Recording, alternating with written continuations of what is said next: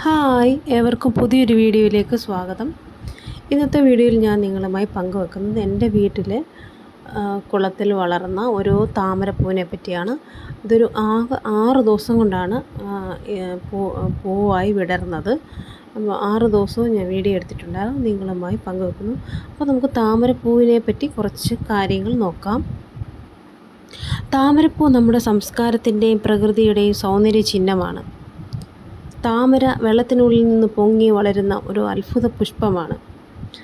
ചെളിയും കുളവും നിറഞ്ഞ സ്ഥലങ്ങളിൽ നിന്ന് തന്നെ താമരയുടെ തണ്ട് വളർന്ന് വെള്ളത്തിന് മുകളിൽ പൂവിടുന്നു.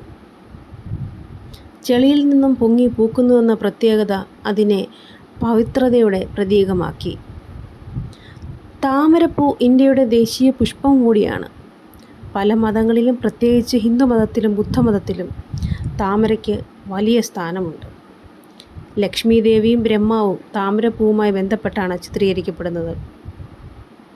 ബുദ്ധമതത്തിൽ താമര ആത്മീയ ബോധോദയം പ്രതിനിധീകരിക്കുന്നു. ഇന്ത്യയിലും ഏഷ്യയിലെ പല രാജ്യങ്ങളിലും വളരുന്ന ഒരു ജലസസ്യമാണ് ഇത്. താമരപ്പൂക്കളുടെ നിറങ്ങൾ സാധാരണയായി പിങ്ക്, വെള്ള എന്നീ നിറങ്ങളിലായിരിക്കും. താമരപ്പൂവിൻ്റെ ഉപയോഗങ്ങൾ. ഇതിൻ്റെ ആരോഗ്യ ഗുണങ്ങൾ. താമര വിത്ത് ഭക്ഷണമായി ഉപയോഗിക്കും. ഇതിന് പോഷക ഗുണവും ഔഷധ ഗുണവുമുണ്ട്. ആയുർവേദത്തിൽ താമരയുടെ വേര്, വിത്ത്, ഇല എന്നിവ പല രോഗങ്ങൾക്കും ഔഷധമായി ഉപയോഗിക്കുന്നു. സൗന്ദര്യവും അലങ്കാരവും. താമരപ്പൂ പൂക്കളായും അലങ്കാരമായും ക്ഷേത്രങ്ങളിലും ചടങ്ങുകളിലും പ്രധാനപ്പെട്ട സ്ഥാനം വഹിക്കുന്നു. താമരയുടെ പ്രതീകം. ശുദ്ധി. ചെളിയിൽ നിന്നും പൊങ്ങിയാലും പൂവ് സ്വച്ഛവും മനോഹരവുമാണ്. വിശ്വാസം.